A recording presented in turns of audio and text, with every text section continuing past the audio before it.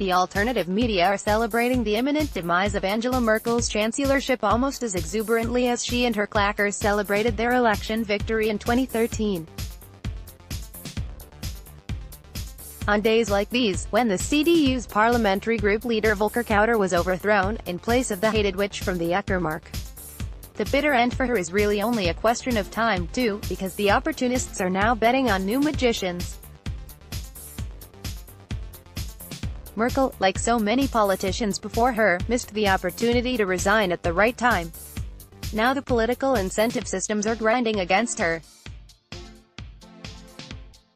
Journalists of the alternative media are practically singing in tune. After she leaves, things can only get better, and even in the mainstream, which yesterday was still faithful to Merkel, people hum along quietly in agreement. Oh, happy days. What a pity, then, that so far, things have only gotten worse every time, just as institutional analysis precisely predicts about aging, coerced monopolies like the Federal Republic of Germany. I can remember the chancellorship of Helmut Schmidt 1974–82. At that time many of us teenagers only knew this tobacco-snuffling Hanseatic in the chancellery. He was very popular, his party at that time already less so. Thus things could only improve with the new Chancellor Helmut Kohl, who had promised no less than a spiritual and moral about-turn during his election campaign. However, after Kohl's election this didn't happen.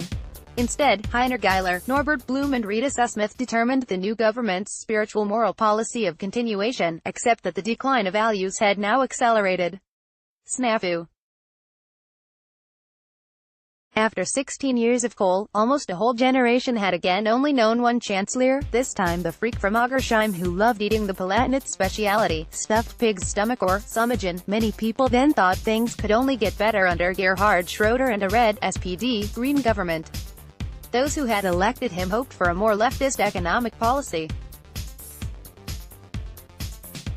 We, who had not elected him, saw the lesser evil in his new government, at least in foreign policy terms, thanks to the Green pacifists as coalition partners. Then, immediately after taking office, Chancellor and Foreign Minister had Belgrade bombed and drew the country into the first war since Hitler. Meanwhile, the SPD betrayed its voters in terms of economic policy against the state, and Llewellyn H. Rockwell, Jr. Best price, $9.94 by noon $9.95 as of 9:20 Eastern Daylight Saving Time. Details: 7 years later Red Green was finally voted out of office, and once again everything was to be much better, thanks to the new German Chancellor Angela Merkel, who was being bandied about as the German Maggie Thatcher, before her election. The rest is known. But now, after the eternal Angela Merkel, should everything finally get better? Because it really can't get any worse, can it? Will compulsory schooling of our children be dropped?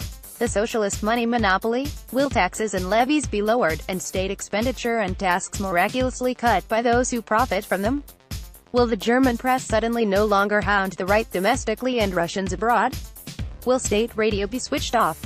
Will the gender madness be ended in our universities? Will free and open debate be allowed there again? The money tap for refugees turned off? Will at least the Antifa be disempowered? By whom? By Party General Secretary Annegret Kramp-Karrenbauer? By Defense Minister Ursula von der Leyen? And even if Health Minister and supposedly conservative Jens Spahn becomes Chancellor and AfD co-leader Alice Weidel Vice-Chancellor, or vice versa, what is more promising about them than was about Angela Merkel and supposedly libertarian FDP leader Guido Westerwelle before their election in 2009?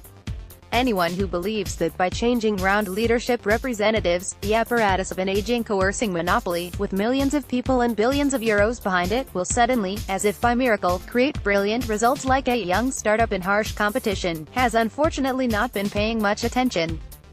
As a reminder, the central state, by its very nature as a prison and monopolist, can't help but become more oppressive and totalitarian over the years due to a lack of competition, and at the same time still more expensive and inefficient. These are the psycho-moral effects of the dispensation of omnipotence and the economic effects of monopoly laws. If you don't believe it, go and do sports politics in the AfD. Human Action, the show. Ludwig von Mises best priced $5.55, buy new $5 as of 3:15 Eastern Daylight Saving Time. Details. Nevertheless, despite all political realism, there is a role for the AfD to play, as there was for the New Forum in East Germany in 1989, as a way to create and measure increasing pluralism and freedom of speech. A real improvement in the state, however, as in the economy, only takes place through the creative destruction of independent structures, never through a renaming and management or the election of a new supervisory board. Ludwig Erhard, post-war West Germany's first Minister for Economic Affairs, was not elected before his bold act, to which Germany still owes a great deal of prosperity today, when he ended price-fixing in a daring action of disobedience. Against the will of the apparatus, against the will of his superiors, and probably also against the will of the population. Later, as a government politician, even the great Ludwig Erhard achieved nothing good. However, to end on a constructive note, creative destruction of obese state apparatuses is feasible. As long as civil disobedience in the spirit of Erhard is lacking, it could, for example, be fanned by secessions before or during economic collapses. Bavaria, for example, can go it alone. Or Saxony. A dream? Yes, perhaps, but not quite as childish as the one in which a new chancellor or a new government coalition makes everything all right again.